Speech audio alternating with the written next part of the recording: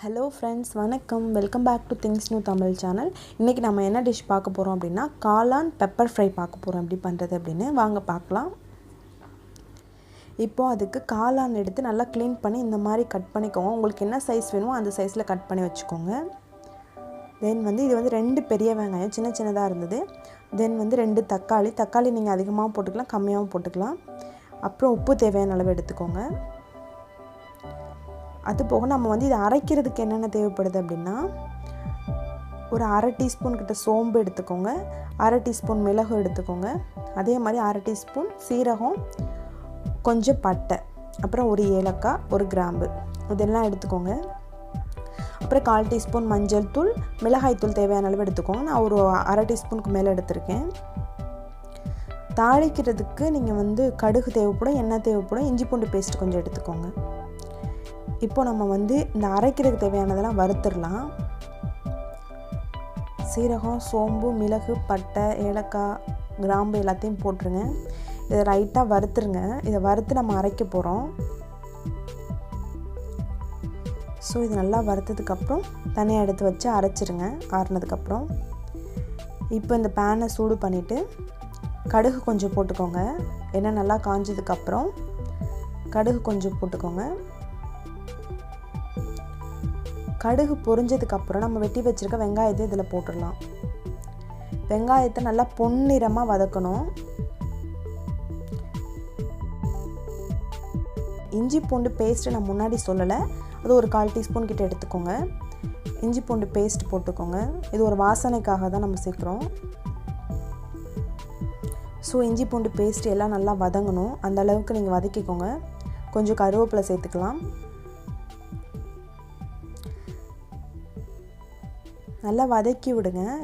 நல்லா வெங்காயம் வதங்கணும். தேவையான அளவு உப்பு போட்டுக்கோங்க வெங்காயம் வதங்கினதுக்கப்புறம். அதுக்கப்புறம் நம்ம மஞ்சள் தூள், மிளகாய் தூள் 2ஐயும் போட்டுடலாம். இது 2ஐயும் போட்டு நல்லா கிளறி விடுங்க.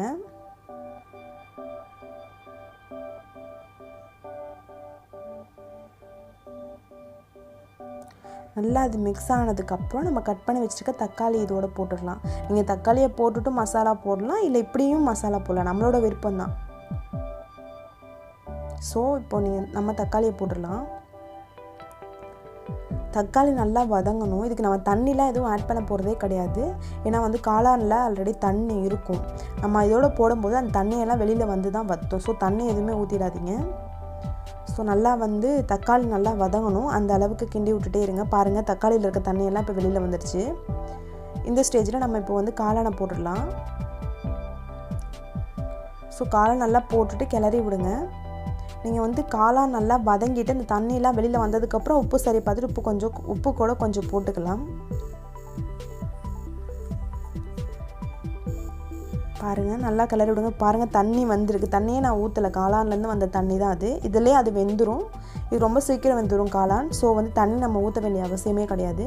பாருங்கள், வெந்து இந்த அளவுக்கு வந்திருக்கு. இப்போது நான் அரைச்சி வச்சுருக்கேன் அந்த பவுட்ரு இதில் போடுறேன். நான் தேவையான அளவு மட்டும் போட்டுக்கோங்க.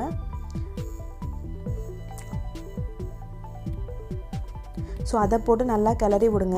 இதை போட்டுட்டு கொஞ்சம் ஒரு 2 நிமிஷம் நீங்கள் வச்சு எடுத்தீங்க அப்படின்னா இந்த கிரேவி பதம் இருக்குது. இல்லை இன்னும் உங்களுக்கு வேணும், இன்னும் கொஞ்சம் அந்த ட்ரை கிரேவி மாதிரி வேணும் அப்படின்னா இன்னும் கொஞ்சம் ஹீட்லேயே வச்சுட்டு கிண்டி விட்டுட்டே இருங்க. நல்லா வெந்து இந்த மாதிரி வந்துடும். பாருங்கள், இந்த பதத்துக்கு வந்துடும். ஸோ இந்த பதம் வேணும்னா நீங்கள் இன்னும் கொஞ்சம் வச்சு இது பண்ணிகிட்டே இருங்க. இந்த பதம் வந்துடும். ஸோ நம்மளோட காளான் பெப்பர் ஃப்ரை ரெடி ஆகிடுச்சு. உப்பு எல்லாமே சரி பார்த்துக்கோங்க. லாஸ்ட்டாக மல்லித்தலை தூவி இறக்கிடலாம். இந்த வீடியோ உங்களுக்கு பிடிச்சிருந்தது அப்படின்னா மறக்காமல் நம்ம சேனலை சப்ஸ்கிரைப் பண்ணுங்கள், லைக் பண்ணுங்கள், ஷேர் பண்ணுங்கள். நம்மளோட காளான் பெப்பர் ஃப்ரை எப்படி இருக்குன்னு பாருங்கள். கண்டிப்பாக நீங்கள் ட்ரை பண்ணி பாருங்கள். தேங்க்யூ. தேங்க்ஸ் ஃபார் வாட்சிங்.